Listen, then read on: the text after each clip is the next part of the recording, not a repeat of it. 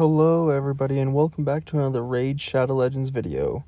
Happy Monday everybody, I hope you guys all have a great day. But for today, I'm kind of thinking we're going to do a best epic in every single faction in this game.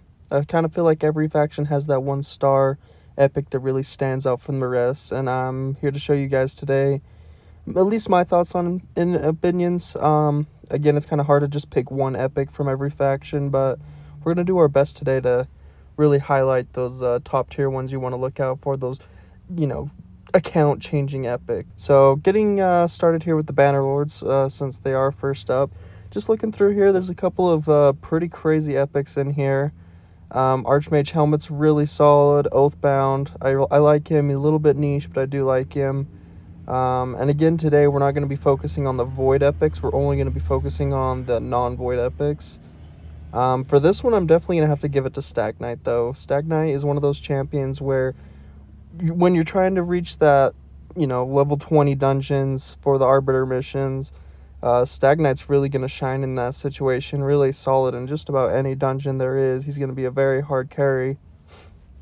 Opening up on his A1, he has that decreased speed, which I find he lands quite a bit, especially booked out. It gets up to a 50% chance to place that decreased speed. His A2, he has that decreased defense and attack down, which is absolutely massive. He's going to let your team be doing more damage to the bosses and also taking less damage from those bosses. And it is on a 3-turn cooldown, which is absolutely huge. Also has a increased accuracy just for one ally. Nothing too crazy. You're definitely only using him for his A2 and his A1. But Stag Knight is an absolutely incredible champion. A couple of other notable mentions. Discard. He's an also pretty solid epic. You definitely couldn't go wrong with him. Let's hop over to the High Elves here. Again, another pretty stacked with the epics that are very, very solid. Royal Guard, absolutely amazing one. I'm not going to call him out just because I kind of feel like everyone knows his power, and he maybe doesn't start kind of becoming that OP stage until a little bit end game content. So I think I'm going to have to go ahead and give this to Tyrell. He's almost like a reverse Stag Knight in a sense. He has that big decrease attack on his A1, which is absolutely huge. Books up to a 50% chance to be landing that. His A2 slams everybody, has a 75% chance to place that decreased defense. Books up to 100% chance to place that down, which is definitely something you're looking for. And then his A3 is just attack one enemy, decrease the target's turn meter by 50%. If the attack fully depletes the turn meter, it will place a stun debuff for 2 turns, which a 2-turn stun debuff is pretty strong. You'll find yourself, you'd find that being very, very useful in a lot of situations, especially on those waves, when you're running into a little bit tougher waves like any Valk waves or anything out there. He can just go through, lock him out, say, hey, you're not going to get a single turn, place that decreased defense, and I'm just going to nuke you down. Again, a couple of good mentions. Thanasil, absolutely awesome champion. Vergis is also another one of those super, super solid champions. Hopping in over here to the Sacred Order now. I kind of feel like everybody knows who carries this faction hard in the Sacred Order. A couple of good picks that really you could run anywhere. Mordecai, absolutely wonderful champion. But I think I'm going to have to go ahead and give this to Deacon, honestly. Deacon is an interesting champion, and if you get him very early on account, he's better than any legendary you're going to get. I mean, outside of a Siphi or Duchess or, yada yada. But Deacon Armstrong is absolutely an amazing champion. Don't have enough good things to say about him. On his A1, he's placing down that leech, helping keep your team alive. His A2 actually runs off of his A3, so we'll start with his A3. His A3 fills the turn meter of all allies by 15% and decreases the turn meter of all enemies by 15%, and then grants him an extra turn. So with his speed boost, he's going to be the front dude in basically every single one of your teams. You're going to want his aura going, speeding your team up. He's going to be increasing your turn meter, depleting the enemy's turn meter, making sure you go first. And then from his A3, he leads into that A2, attacks all enemies again, has 80% chance of placing a 60% decreased defense debuff for 2 turns. So just like that, you got your turn meter, you're cycling through your abilities. He's placing down that decreased defense with that leech. People are going to be hitting those enemies harder with that decreased defense. Plus that leech, it's going to be a nice, super healthy heal. I don't have enough good things to say about Deacon Armstrong. Absolutely amazing character. Let's go ahead and hop over here to the Barbarians faction. Barbarians, I feel like, are lacking in the game-changing epics department anyway. Farrakhan the Fat, absolutely amazing champion. He gives you that ally attack, which is huge, helps you in Fire Knight, Clan Boss, you know, and anywhere that you need to be taking a lot of turns, getting your enemies smacked down. Demagia, also a solid champion. But for this faction, I think I'm going to have to give it to Hyken Toon, honestly. The name of the game is speed, and when you have speed, especially on an earlier account, anyone that's early game, mid game, you will realize that speed is absolutely your best friend. You do get her free. She's your first login champion you get after 30 days, so that's absolutely huge. Excuse me. Her A1 attacks one enemy, has a 25% chance of placing that decreased speed. Again, absolutely huge for couple of bosses out there and enemy waves. The A2 fills the turn meters of all allies by 15% and places a 30% increased speed buff on all allies for 2 turns. So it's a mini Deacon in a sense. You're filling your turn meter, getting your team sped up with that increased speed, and some people may argue that having that increased speed instead of the target turn meter depletion is a little bit better. Hyken Toon is absolutely an amazing champion. Her A3 then attacks all enemies, has a 50% chance of decreasing the turn meter by 15%. So look at that, there you go. You get the increased speed plus the turn meter depletion, also boosting your team to go faster with that speed aura, which she's a little bit faster than Deacon, so definitely an argument to be had there saying she's a little bit better. A couple of other mentions. Vala, she was a hard carry for me when I first started out this game. She's a very, very tanky champion. She will not die anytime soon. Armenia, she's an absolutely amazing champion also. Really, really do enjoy her. Hopping over here to the Organ tribes. Of course, you have Maneater, but he is a Void epic, so we're not going to focus too heavily on him. Everyone knows his power and how great he is. This one's also a super solid one. I had a little bit of a hard time picking between Skull Crusher and Ugo, but for an early game account, I'm definitely going to have to give it to Skull Crusher. Ugo was a super good champion, really, really great for Hydra, but Skull Crusher definitely has to take this. Clan Boss, he's got your back covered. He's coming in with the heal reduction on the A1. You don't really care too much about that with the Clan Boss, so it's there. It is what it is. It's also a defense-based champion, so he's pretty easy to keep alive. But this is where the juicy stuff happens. On his A2, places a 50% ally protection buff on all allies except this champion for 2 turns. Places a counterattack buff on all allies except this champion for 2 turns. And then places an unkillable buff on this champion for 1 turn.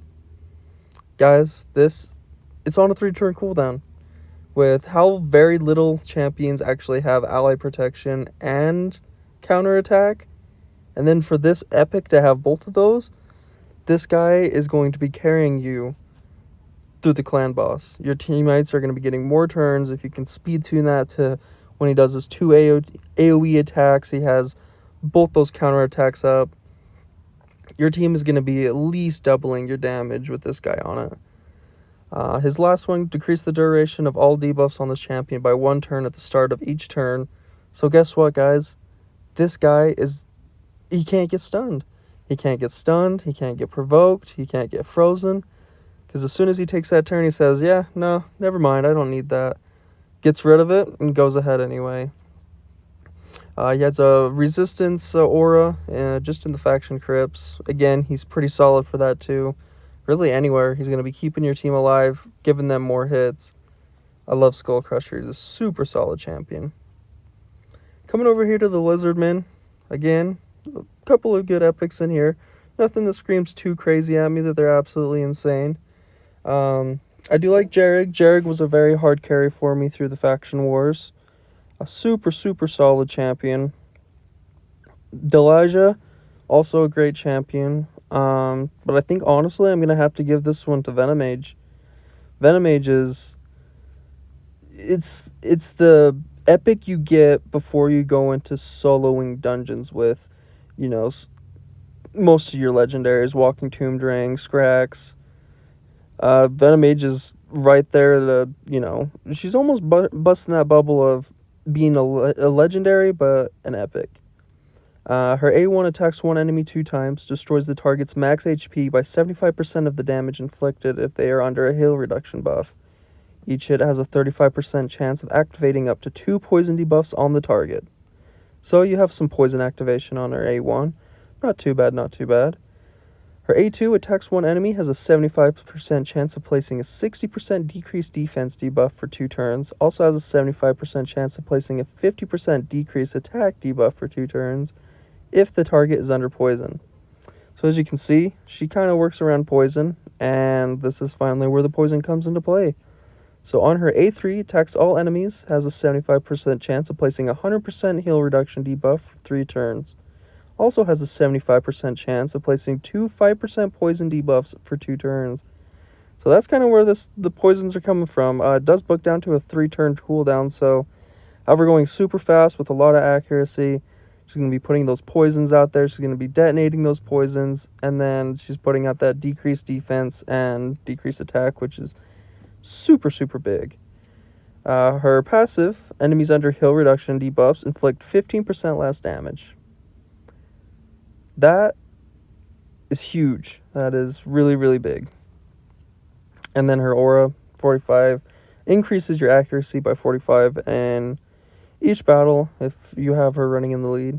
Again, Venomage is such a fun champion. She has definitely helped carry me through a lot of early game content for sure. Coming over here to the Skinwalkers, there's a lot of fun Skinwalkers in here. Sorry about that, guys. I got a little bit sidetracked. But coming back to Skinwalkers, a lot of solid champions. Taurus, I really, really like Taurus. He's in a lot of my speedrunning teams, especially for Dragon. Scabrous, also a super solid champion, but I'm going to have to go ahead and give this one to Fane. Super big fan of Fane. I absolutely love her. For your clan boss team, she's an absolute demon. She's going to do so much damage for you. Her A1, attack one enemy 2 times. Each hit has a 35% chance of stealing 5% of the target's turn meter. Not really going to matter too much on clan boss, but it's still going to be hitting very hard. Her A2 attacks one enemy, has a 75% chance of placing 2 5% poison debuffs and a 50% decreased attack. It just screams clan boss. It absolutely screams clan boss. That decreased attack is going to keep you living longer, and the poison is going to be doing more damage for you over time. Her A3 attacks one enemy 3 times. The first hit has a 75% chance of placing a 60% decreased debuff for 3 turns. The second hit has a 75% chance of placing 25% weakened debuff for 3 turns. And the third hit heals this champion by 4% of their max HP for every debuff on the target. So she has the chance to get upwards of 8%, which, as long as she's not against a weak affinity, it does book up to 100% chance for both decreased defense and the weaken. And it also books down to a 4-turn cooldown with already 3 turns of decreased defense and weaken. I love this chick. She's so good for clan boss. I run her in a lot of clan bosses teams to this day. Super big fan of her. Moving over here to the Orcs. The Orcs, a little lackluster in a sense. There are some good champions. You know, you got Vrask, you got your Sandlash Survivor. Super solid champions. You do have Seer. Zargala is also a really, really big tank. But I think I'm going to have to either go ahead... Oh, man, this is a little hard. I think we're going to have to give this one to Vrask, really. Vrask hard carried me through Faction Wars. This guy hits like a truck, and then he's going to heal your entire team after doing that. So his A1 attacks one enemy, fills his champion's turn meter by 20% if the attack is critical, which you will learn that you want this dude having 100% crit rate. His A2, pretty, nothing there. But his passive, this is where he gets absolutely amazing. I love this guy for it. Heals all allies by 10% of this champion's max HP whenever this champion inflicts a critical hit. This is all based off of HP, and this works for absolutely any time he's taking a turn. So as long as you have 100% crit rate on this guy, he's going to be a healing machine. You need him tanky, you need him fast, and he's going to just be healing absolutely everybody on your team, which definitely is something you would want. Let's move over to Demon Spawn now. Demon Spawn, super stacked with the epics. A lot of really solid champions in here. Achak, he's a pretty solid champion. Same with Dur. You're going to really want him for your faction wars. That's definitely for sure. Allure, super good for Fire Knight. Absolutely a hard carry in Fire Knight. But we're going to have to go ahead and give this one to Magnar. Magnar is a beast of a champion. He hits so hard. It's absolutely amazing. Starting off with his A1, attacks one enemy, has a 45% chance, books up to a 65% chance of placing a 60% decreased defense debuff for 2 turns, has a 100% chance instead if the target is under HP burn. It's kind of weird. You'd think HP burn kind of works good with him, but I kind of typically find that it's not the best to run alongside him. Attacks all enemies for his A2, places an extra hit on enemies without HP burn. Has a 50% chance of placing a stun debuff for 1 turn on enemies under HP burn debuffs. So it sounds good in theory crafting, but you really want that second hit. He's coming in with a double AoE hit. You're going to want that second hit. That's the hit that comes through and cleans everybody up. So it's really hard to justify bringing that HP burn for him. His A3 also slams, just absolutely slams the enemies. Attacks one enemy, applies a debuff spread effect, taking 2 random debuffs from the target and placing them on all allies under HP burn debuffs. Also increases the HP burn debuffs on all enemies by 1 turn. It's good. I almost just kind of find this as a better single nuker. Just slam them with that really big, just single target damage. I'm not a huge fan of running him with the HP burn champions, but I'm sure there are builds that do work alongside of it. As passive, this champion heals by 1% of their max HP. So as passive, this champion heals by 1% of their max HP every time anyone in the battle takes damage from HP burn. So he has potential to maybe solo or duo some content with some, like a Mordecai or Artak. Anyone that's putting out a lot of HP burns out there is going to be healing himself up, staying alive. Oh, okay, thanks, Raid. Do not want that pack offer, though. Heading over here to Undead Spawn. I gotta kind of pick this video up a little bit. I'm going on a little bit longer. Again, some super, super solid epics in here. Gorgorab, amazing champion. Husk, absolutely amazing champion. Annex, great clan boss champion. I think we're going to have to go ahead and give this to Seeker, though. Seeker is another one of those clan boss champions that are really just going to unlock that next level of clan boss for you. It's going to let you start hitting Ultra Nightmare and Nightmare clan boss. As A1 comes through, attacks one enemy 2 times, has a 25% chance of placing a... Oh my goodness, guys. Has a 25% chance of placing a provoke debuff for 1 turn. Now, it doesn't really matter for the clan boss, but Magma Dragon, even just a little bit of control in your arena team, going to be great for there. His A2, this is the bread and butter of Seeker right here. Fills this turn meter of all allies by 30%, places a 50% increased attack buff on all allies for 2 turns, and grants an extra turn. So he's just cycling through this. Basically, he bucks down to a 3-turn cooldown with that extra turn. He's moving so fast, keeping your team moving super fast. Plus his passive, oh my gosh, it is the most annoying thing to come up against. Heals this champion by 20% HP and places a 60% increased defense buff on all allies for 2 turns when hit with a critical hit. So if you're placing him in your arena team, someone goes to nuke you, Seeker's like, nah, It's okay. Let's just put this increased defense, keep everyone alive. Oh, yeah, and by the way, I'm also going to heal myself up. His aura is just to increase ally defense in arena battles by 30%. Not too bad, not too bad at all. Seeker is an absolutely amazing champion. Love him to death. Coming in here to the Dark Elves. Getting pretty decent pool of epics. Nothing too crazy that stands out to me in here. Dark Hell, super fantastic champion. Absolutely love him. He's Kel, but 10 times better. His A1 attacks one enemy 3 times. Each hit has a 25% chance of instantly activating 2 poison debuffs, or 1 poison debuff and 1 HP burn debuff. This guy screams solo dungeons. Just absolutely screams that he has everything in his kit for it. His A2 attacks all enemies, has a 75% chance of placing a 50% decrease attack debuff for 2 turns. Each critical hit also has a 75% chance of increasing the duration of all buffs on the target by 1 turn. Oh my goodness. They showed some love to Kel on this one, that is for sure. His A3 has a 75% chance of placing 3 5% poison debuffs and a 25% poison sensitivity debuff on a target for 2 turns. He's just melting bosses. Absolutely melting bosses. Dragon, no thank you. Come again another time. Kel's gonna have to put so many poisons on you, activate them, extend them, activate them, put more poisons on you, and you're dead. It's kind of how the runs go with him, but absolutely love Dark Kel. His passive comes in. Decrease the crit rate of enemies under 2 or more poison debuffs by 15%. If there are multiple champions on this team with the skill, only one will be activated.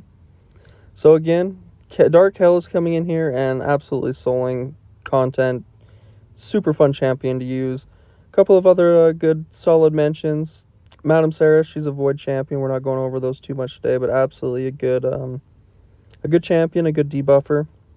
Ryan, he brings you some heals, some revives throughout your faction wars. Same with Caden. And then Captain Tamilia, also a pretty solid champion. She gives you some ally protection with a little bit of healing. Jumping over here to the Knights Revenant. Again, super solid epics.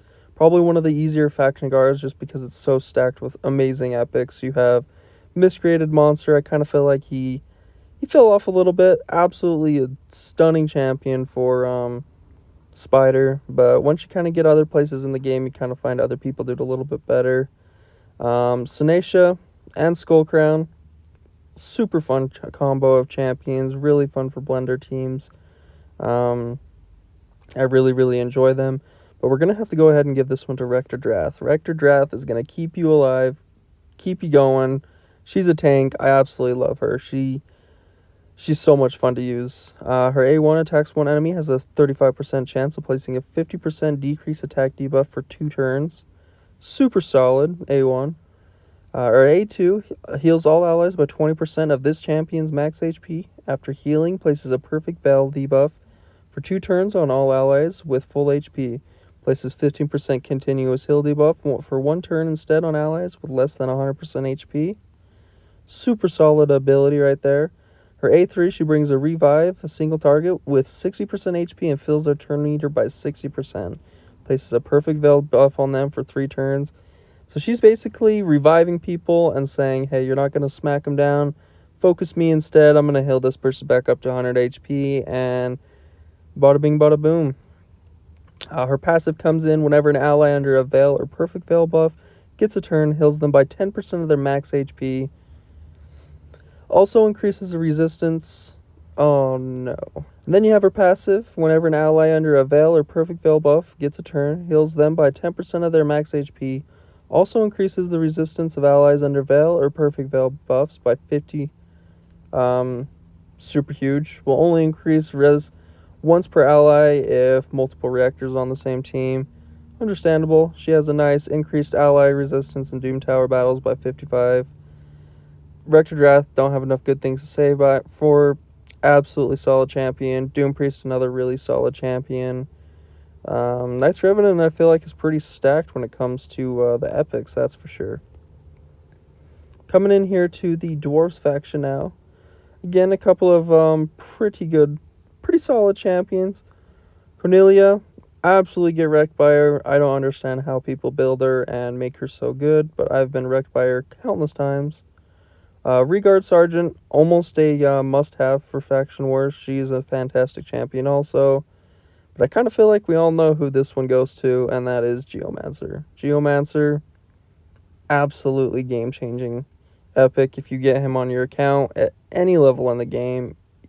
They'll come out with new bosses, new dungeons. Geomancer's the answer for all of those. We love him. His A1 attacks all enemies, has a 30% chance of placing a 50% decrease accuracy debuff for 2 turns. Not too bad. His A2 removes all buffs from the target enemy, then attacks them. Steals all buffs instead if the target is under HP burn debuff placed by this champion.